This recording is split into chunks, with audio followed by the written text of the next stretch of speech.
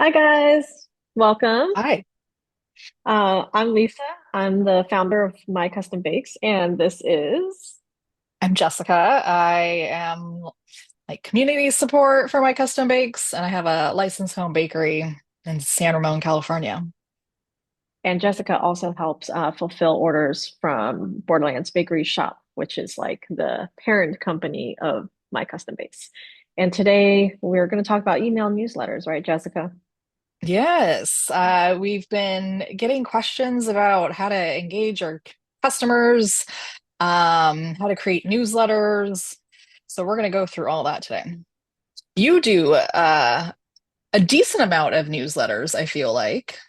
Yeah, so for So, Borderlands Bakery, I do a decent amount of newsletters. And one of the things that I tell people when they're starting their business is collect your customers' emails ASAP and as many as you can, because that's kind of like the only thing you own. And social media platforms can go down or disappear tomorrow or get banned, and you have no control over that. So, building that email list is going to be really important for you if you want to have like a thriving small business. yeah, I think for a small business, not having a storefront, not maybe even not being able to run like marketing ads all the time, like this is a great way to be at the forefront of your customer's mind all the time. Mhm. Yeah. And then I think there's always the thing where people are like, well, a potential client has to see your product like 7 times before they pull the trigger or something like that, right? And email newsletters is just another way of getting eyeballs on your stuff. Yeah. All right. Let's jump into it. So, we're going to cover today all of the basics for setting up newsletters: who, what, where, when, why, and how of email newsletters. So, let's get into it. So, the who is going to be who your customers are. So if you have not already set that up, you want to know who your target demographic is. It's going to be, of course, your current customers, maybe future customers, people you meet at events or pop-ups, maybe even somebody coming in to take a class. And you're going to want to collect those email addresses. And you can also think about demographics with like things like, hey, what's the age group that I'm trying to target with my products? What type of people do I want buying my products? Because everyone who sells anything thinks about these things. And your marketing behavior, I guess, in a way, has to be in alignment with that so you can get in front of the right eyeballs through the right ways. So, like, we know 5-year-olds are probably not going to be buying our stuff. But we do know They may that, want it. yes, They they may may want want it. it. They may influence decisions, right? So, like, if mom happens to be browsing your IG page and, her son is sitting next to her and they happen to see beautifully decorated cakes and sugar cookies pop up, the son might be like, hey, mom, can I? And then that idea has been planted. So, you just never know, but you do know who you're trying to sell your product to. Yeah, this that I think will just help in the long run with your business too.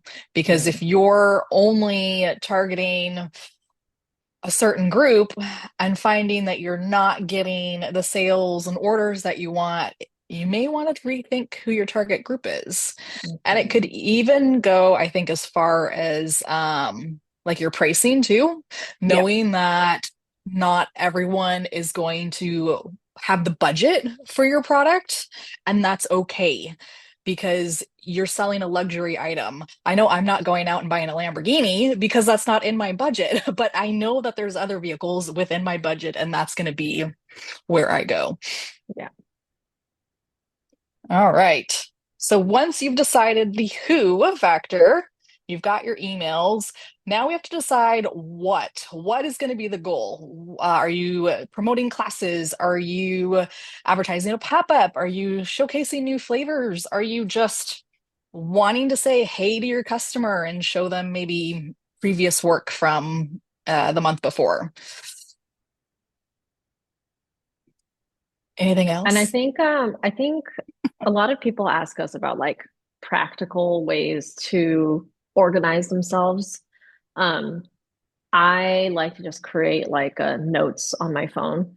And if I have a moment of inspiration and I think up of like an email topic that I want to talk about, write it down immediately. That way you have a running list of topics that you can approach through these newsletters. Because I do think mixing it up is good. You don't want to be selling like every single time. Um, and that's fine if you want to just sell, like what email marketing is used for. But I think if you as a small business, you can create a connection with your audience that will work out better long term.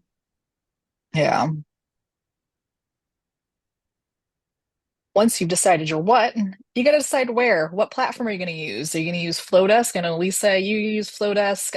Hmm. Mailchimp, I tend to use Mailchimp because I use the free version of it. I think Canva might even do maybe at Yeah. least So like designing and stuff, yeah, Canva's really good for designing. I'm not sure if they have an email. I bet they like do now. subscription, Yeah, maybe. and like even like Shopify and Wix and like other e-commerce platforms have their own built-in email service now for like an add-on fee. But Jessica uses MailChimp, and I think MailChimp is a really good place for most people to start, especially if you're new, because they do have a free tier. And what are the limitations of the free tier, Jessica? I don't know exactly sure off the top of my head. I was gonna go check and I didn't. I think you need to have a domain email address. Hmm. I remember that being one because I think I signed up with my old Yahoo email and it just wasn't sending emails how I wanted to send them, I think. Hmm. Um, it'll be things like, you're gonna Embedded have ads, the right? yeah, you'll Oh, have the for MailChimp. MailChimp logo down at the bottom and certain things, which isn't a huge deal for me. I find it fairly easy to use, a lot of drag and drop different sections. So like I'll have the banner at the top and then I can do a text box or a link box or a photo box. And I kind of have it now where I just use the same, um, what's the word I'm looking for? I just copy the last Template, one. like design Yeah, style. Yeah. yeah. I just copy the previous email that I did and I already have it all set up and then I just change all of the content inside of it. I think like as a general rule of thumb, I think MailChimp is good for people who have like a couple hundred subscribers. I do believe MailChimp has limitations on how many emails and how many subscribers you can have and the level of customization for your email templates if you're on the free version. If you go to the paid version, I used to be a paid MailChimp member, and I noticed that if you get over like 5,000 subscribers on your email list and you like to send out very frequent, regular communications, I target once every at that time, I was doing one email newsletter a week, which is pretty aggressive, but it's very effective. And I had about 12,000 subscribers on the Borderlands Bakery email list. And I was paying almost $200 a month for Wow. just my email list because, I didn't want any limits on the number of subscribers and I didn't want any limits on how many emails I could send. So that was too much. And that's why I moved to Flowdesk. So at a certain point, it makes more sense to use Flowdesk for $40 a month, flat rate, unlimited sends, unlimited subscribers. So it just depends. And if you guys want to use Flowdesk, you can check out the link in the description box below. There's a referral link for like a discount. Is it kind of the same thing where you can build your templates and Totally. If you want to yeah. do it from scratch, you can, or if you want to take one of their templates, you can. I like the way that they set it up because some email like services just leave it open for you and make anything possible, and it's a lot.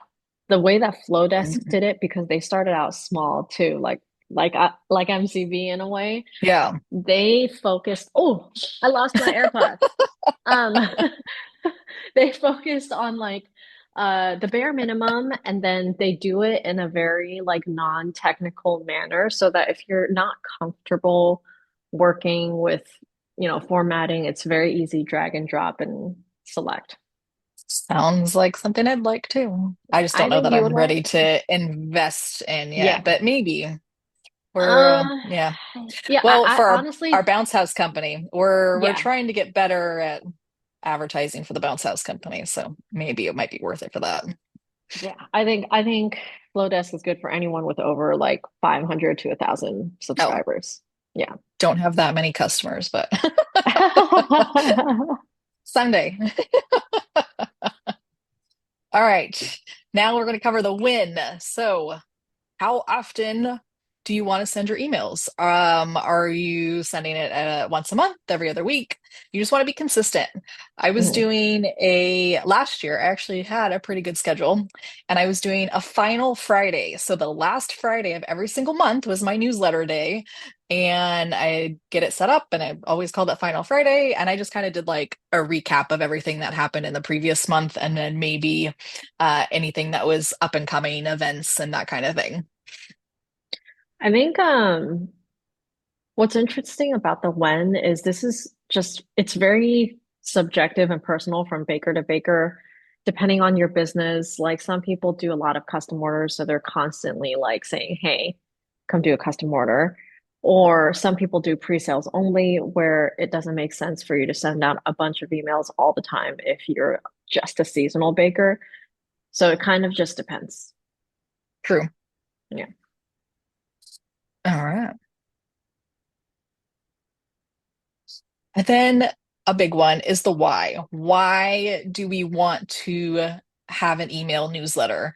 I think we kind of touched on this already, but we want to stay connected with the customer with all the different social media platforms, and then just everyday life. Not everyone's going to see your content all the time. And so you might start to drift away from the forefront of their mind. So staying connected helps you get right in their face, creating a community, sharing maybe some personal aspects here and there if you like to do that kind of thing. Um, you can have that. And then to drive sales, of course. Anything Pretty else? straightforward. This All right. part's this part is straightforward. We know why we want to do it. Sometimes we struggle with Yes. like the actual execution part, right? Uh, All right. So how are we going to get these emails sent out? So Lisa touched on this is you want to make sure that you collect your email. You can create a sign up form. I just made like a Google form and I just asked the person to put their name and their email Oh. address and to consent that they want to receive my emails. Um, you can collect them at events, even using the Google form, with a QR code so customers can do it right Mm, there, or just old fashioned, just have them write it out. And then, of course, you can collect it with your orders. You do want to make sure that you get consent because I think there are still some states that yeah. must have consent and or like an opt out of emails as well. Yeah. Also, like if you use a tool like MailChimp or Flowdesk.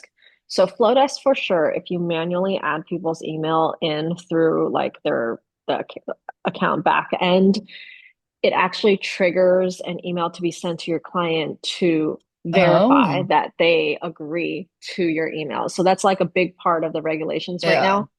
MailChimp, I think you have to do the paid version in order to like get those emails It sent. I'm not does 100% sure though. ask it does ask like did your customer give you Yeah. permission to Okay. put the When you email in, so import. I don't know if it sends anything to them, but yeah, Yeah. you're just So supposed it to just check mark that you depends. confirmed it. Yeah. And then also, both in almost every email builder tool or email letter newsletter tool now, you can create forms in that tool, and then you just kind of embed it into your website or something as a pop-up. And that's another way that you can Oh, collect yeah. emails. That's what I have for the Borderlands shop is it's embedded Yeah. as a pop-up. Yeah. Let's see. And then in your emails, you want to keep it simple, just 1 to 2 key ideas. You don't want to overload customers. What would you say? Like a 2-minute email read? Is that too short of a time No, or it's not short at all. My yeah? biggest problem is I like to like give context and like have a Yeah. conversation. And it just kind of depends on who this is for. Like for me, people want to care about like the little details of the context. But if you're just looking to tell people that, hey, this is what I'm selling, or don't forget this is the last day to order. Keep it very, very short. Our attention spans just suck. So I think 2 minutes is perfect. Yeah. We're gonna People want to don't even spend create. that long. They just scroll and Oh, move I on. know, I know. You got 10 seconds really nowadays to capture somebody's attention, I feel like. Yeah. So there you go. Create engaging content. How are you going to catch their attention in their email box? You're going to want to create eye-catching visuals, have maybe a theme, have a call to action. So make sure that the first line that they see, their email subject is eye-catching, so they don't just hit delete first thing in the Yeah. morning. And when our subscribers mark us as junk or delete or unsubscribe, all those things are being tracked. And those are the metrics that get reported to your email service providers.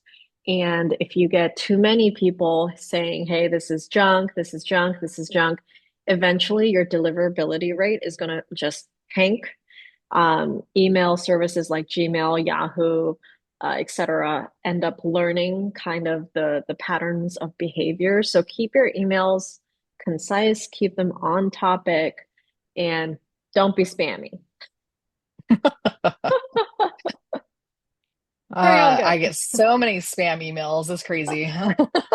Email marketing Uh, has been ruined by marketers. yeah, That's how I yeah. feel. And then the big how to actually create your content would be your tools that you need. So use Canva. I got this super cute presentation out of Canva. Chat GPT. I Oh, always wait, forget pro about tip Chat for GPT. Canva. What's For that? Canva, so like Jessica has a Canva. She had one before we started working together. I had my own Canva account. I highly recommend that you get with some friends and just share the whatever paid version of it is because you get so many more tools. You get the AI stuff. Um, it's just it's worth it, I think. Just get it. Yeah, they're expanding and I'm learning how to use it better and I like it. Yeah, it Um, makes a big and difference. yeah. And then Chat GPT too, I always forget this. Every time we do some kind of thing that we can use Chat GPT, I always forget. And you always remind me. And we got, our basics actually for this presentation from Mhm. Chat GPT. It kind of helped us gather all of our thoughts and points and put them And into get organized. yeah, into a Yeah. presentation style. So ChatGPT can be very helpful. You just have to give it the correct prompts and make sure you reread it because sometimes it just sounds crazy. Yep. Um, but it can also help you with create ideas. So like I went into ChatGPT and was like, "Hey, I want to do a monthly newsletter. I am a baker. This is what I offer. Like help me come up with some themes." And it told me, share recipe ideas. Maybe I know as me as a home baker, I'm very limited on what kind of recipes I can make out of my house. So maybe find a recipe that you can't do for your customers. Like I think one of them was like a chocolate mousse and it looked super Hmm. simple. But it has whipped cream and stuff, so I can't sell that. But make the recipe, make sure, because ChatGPT can help you write recipes too. Make sure the recipe actually works. Um, haven't tried one yet, but I will. Um, and then, take pictures of it and share it with your customer, and you've got this fun thing to share with your customers in your email content. And again, I can't like be more serious about this, but AI is ruining expectations for bakers left and right because of all these AI generated images. And as with anything, there are good things and bad things that come along with these advancements. The bad thing is now customers see an AI generated cake that's like 3 foot tall with the most crazy embellishments, and they're like, how much?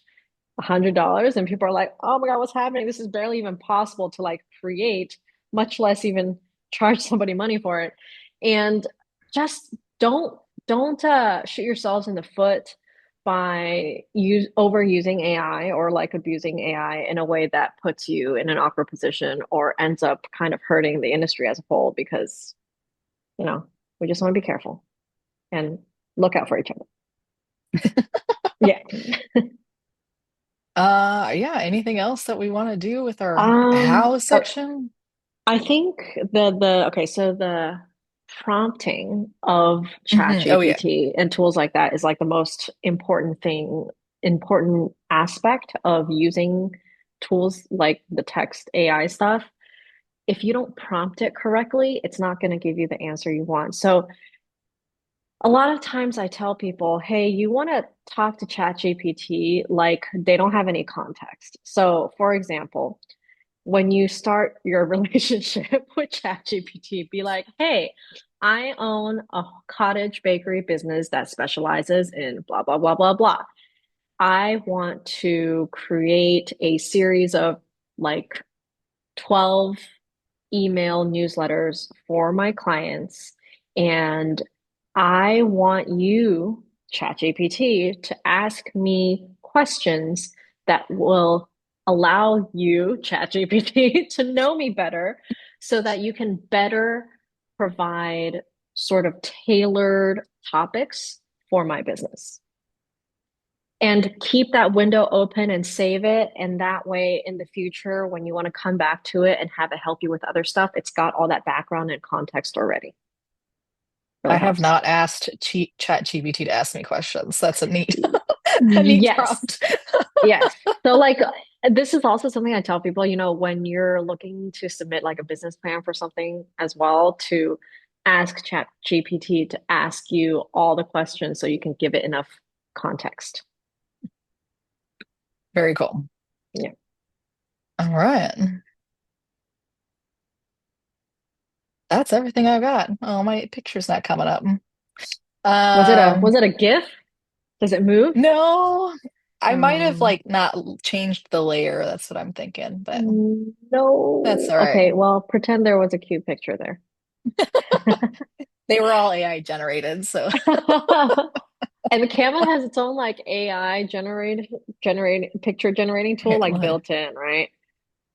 Yeah, so Yeah. she So on this page, I asked it to give me a cartoon style because I feel like, well, even this cartoon style looks a little funky with the fingers, but don't look at it too closely. Um, I feel like the cartoon styles look a little bit better than like realistic. hmm. So I asked for it for a cartoon style, and I wanted a split screen of like a baker and maybe a customer, and this was kind of the best one that Hmm. I got from them. So, but yeah, cute little AI images. So Yeah, this it, actually makes me kind of think we need to have a separate session on some chat GPT prompts that people can use to kind of get started if they're like lost. So, we showed totally blog post. should.